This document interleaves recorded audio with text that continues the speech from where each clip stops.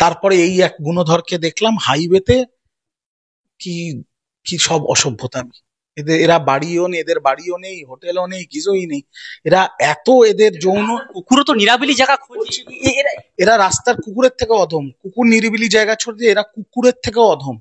এরা মানুষের পর্যায়ে পড়ে না। একটা হাইওয়ের ওপরে এইসব নোংরামি, এসব আমরা, মানে আমরা তো বাঙালি, আমরা যে শিক্ষা দীক্ষায় বড় হয়েছে, এগুলো আমরা স্বপ্নেও কল্পনা করতে পারি না।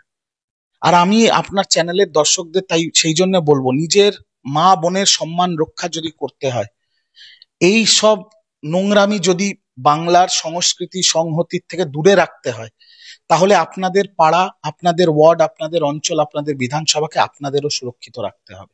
পরিষ্কার কথা আমি বলে দিচ্ছি, নইলে আপনাদের মা বোনের ইজ্জত নিয়ে বিজেপি টানাটানি করবে। এরা হচ্ছে আপাত মস্তক একটা চরিত্রহীন লম্পট ধর্ষকদের দল। যত ভারতবর্ষের লম্পট আর ধর্ষক এক জায়গায় হয়ে একটা ক্লাব খুলেছে, যার নাম বিজেপি। এখন বিজেপির যে স্লোগানটা, সেটা ঠিক স্লোগান না, বেটি বাঁচাও বেটি পড়াও। আসল স্লোগান হচ্ছে বিজেপি সে বেটি বাঁচাও। নিজেদের মা বোনেদের বিজেপির থেকে রক্ষা করুন। বিজেপি বলে যে আমরা জাতীয়তাবাদী দল, আমরা বেটি বাঁচাও বেটি পড়াও ট্যাগ নিয়ে তারা ঘোরে। তাদেরই নেতা রাস্তায় দাঁড়িয়ে সেক্স করছে, এই ঘটনা দেখতে হচ্ছে ভারতবর্ষের মানুষকে। দেখুন, বিজেপির যে স্লোগানটা, সেটা ঠিক স্লোগান না, বেটি বাঁচাও বেটি পড়াও। আসল স্লোগান হচ্ছে বিজেপি সে বেটি বাঁচাও। নিজেদের মা বোনেদের বিজেপির থেকে রক্ষা করুন। বিজেপির সাংসদ, নাম করে বলছি, প্রজ্বল রমন্না, ৩,৫০০ ভিডিও পাওয়া গেছে তার বাড়ির মহিলা কর্মীদের সাথে যৌন সংযোগ করে, সেগুলো আবার ভিডিও করে রেখেছে। ব্রিজভূষণ শরণ সিং, স্বর্ণ পদক জয়ী অলিম্পিকের রেসলার, আমাদের যে কুস্তিগিররা, সেই মেয়েদের সাথে শ্লীলতাহানি করেছে। কুলদীপ সিং সেঙ্গার ধর্ষণ করে খুন করেছে, এখন জেলে আছে। এই বর্ষাতে দিল্লি তো ডুবে গেছে জলে, আমরা তাহলে মুম্বাই এয়ারপোর্ট দিয়ে জল পড়ছে, এটাই কি উন্নয়ন? এরা মিথ্যুক। ১৫ লাখ টাকা দেব থেকে শুরু করে ২ কোটি চাকরি দেব, সবাইকে পাকা বাড়ি করে দেবো, কৃষকের আয় দ্বিগুণ করব, সব মিথ্যে, সব ভাঁওতা, সব ধাপ্পাবাজি। নরেন্দ্র মোদী থেকে বড় ধাপ্পাবাজ স্বাধীন ভারতবর্ষের ইতিহাসে কেউ নেই।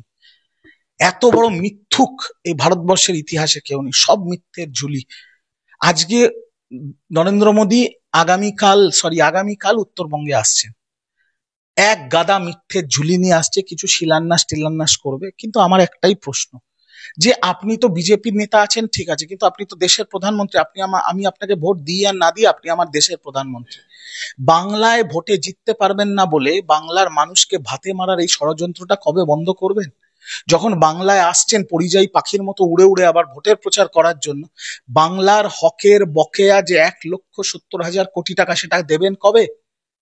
১০০ দিনের গরিব মানুষের টাকা মেরে দিয়েছেন আপনারা, দিচ্ছে মমতা ব্যানার্জি।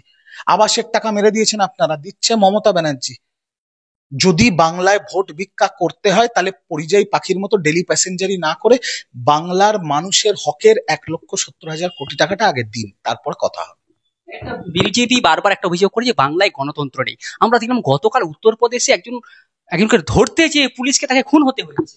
শুনুন, উত্তরপ্রদেশে যোগী আদিত্যনাথের উত্তরপ্রদেশে ২৪ ঘন্টায় ১৩টা ধর্ষণ আর খুনের ঘটনা ঘটেছে। বাংলায় চকলেট বোম ফাটলে শুভেন্দুর মতো পাগল ছাগলরা এনআইএ করে লাফায়। বাংলায় একটা খুন হলে এরা ৩৫৬ বলে লাফায়। আর যোগী রাজ্যে ২৪ ঘন্টায় ১৩টা খুন আর ধর্ষণ হয়েছে। তাই এদের মুখে আমরা বাংলার কথা শুনবো না। এদের কাজ হচ্ছে বাংলাকে কলুষিত করা, বাংলাকে কালিমালিপ্ত করা। তাতে কোনো লাভ হবে না। বাংলা উন্নয়নে ঝড়ের গতিতে উন্নয়নে এগিয়ে চলেছে, মমতা ব্যানার্জির হাত ধরে এগিয়ে যাবে।